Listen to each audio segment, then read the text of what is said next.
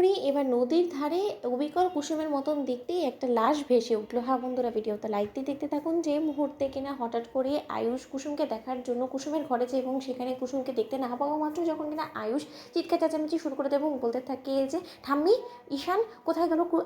কুসুমকে তুমি কোথাও দেখতে পাচ্ছি না। ঠিক সেই সময় ঈশান যখন কিনা বলতে থাকে যে ভাইটা এতটা উত্তেজিত হাইপার হচ্ছিস কেন বলতো, কি হয়েছে? জাদুঘর এখান থেকে কোথায় যাবে বলতো? জাদুঘর তো এখানে রেস্টই নিচ্ছিল এবং আমরা তো সমস্ত লোকেরা বাইরেই বসাচ্ছিলাম, আমাদের সমস্ত লোকেদের চোখে ফাঁকি দিয়ে জাদুঘর কোথায় যাবে বলতো?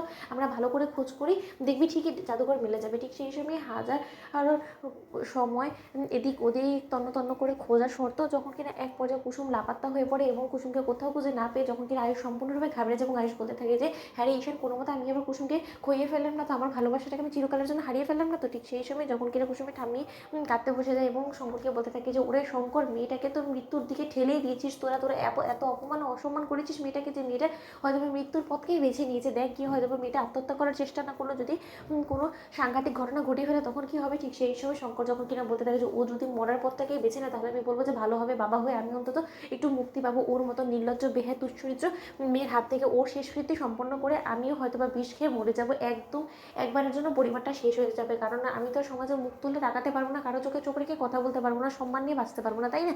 তার থেকে বরঞ্চ ওই মেয়ে যেখানে যায় যাক। ঠিক সেই সময় আয়ুষ যখন কিনা গোটা গায়ে তন্ন তন্ন করে খুঁজতে থাকে, গায়ের লোকেরাও যখন কিনা কুসুমকে খোঁজ করতে থাকে, ঠিক সেই সময় হঠাৎ করে গায়ের একজন ছুটতে ছুটতে এসে আয়ুষকে যখন বলতে থাকে যে আয়ুষদা সেই নদীর ধারে একটা লাশ ভেসে উঠেছে অবিকল দেখতে, ওরা বলছে কুসুমের মতনই, চলো না বরঞ্চ গিয়ে দেখি। ঠিক সেই সময় আয়ুষ যখন কিনা সেই নদীর ধারে ছুটে গিয়ে দেখতে পায় কুসুমের লাশ ভেসে উঠেছে। ঠিক সেই সময় আয়ুষ এক মুহূর্ত সময় লস না করে যখন কিনা সেই নদীর ধার থেকে কুসুমের লাশ উদ্ধার করে কুসুমকে জাগানোর চেষ্টা করতে থাকে এবং বলতে থাকে যে কুসুম, তুমি কোনো মতেই মরতে পারো না, তুমি এত সহজে আমার হাত ছেড়ে দিয়ে তুমি চলে যেতে পারো না।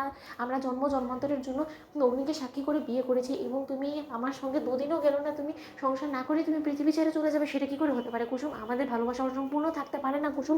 যদি তুমি মরে যাও, তুমি যদি মৃত্যুর পথকেই বেছে নিয়েছো, তাহলে আমিও মরে যাবো, আমিও এই জীবন রাখবো না। ঠিক সেই সময় যখন কিনা ইন্দ্রাণী গাঙ্গুলি সেখানে এসে বলতে থাকে যে আমি তো কোনো মতে এটা চাইনি যে কুসুম আত্মহত্যা করুক। ঠিক সেই সময় আয়ুষ যখন কিনা বলতে থাকে যে মা, তুমি দেখো তোমার তো এখন খুশি হওয়ার কথা, কারণ আর যাই হোক না কেন তোমার যেটা নিয়ে সব থেকে বড় সমস্যা ছিল সেই সমস্যাটাতে জ্বর থেকে উপড়ে ফেলার তুমি ব্যবস্থা করে ফেলেছো। ওকে এত পরিমাণে অপমান অসম্মান করে ওকে বাধ্য করেছো মৃত্যুর পথটাকে বেছে নিতে। এর পরবর্তীতে তুমি আবার এই মুখ দেখানোর জন্য এখানে কেন এসেছো বলো? তুমি আমার চোখের সামনে থেকে সরে যাও। বা আজকে কুসুমের যদি কোনো কিছু হয়ে যায় তাহলে আমি কুসুম তোমাকে কোনোদিনও ক্ষমা করবো না, আমি যদি কুসুমকে একবার হারিয়ে ফেলি আমার নিজের কাছ থেকে।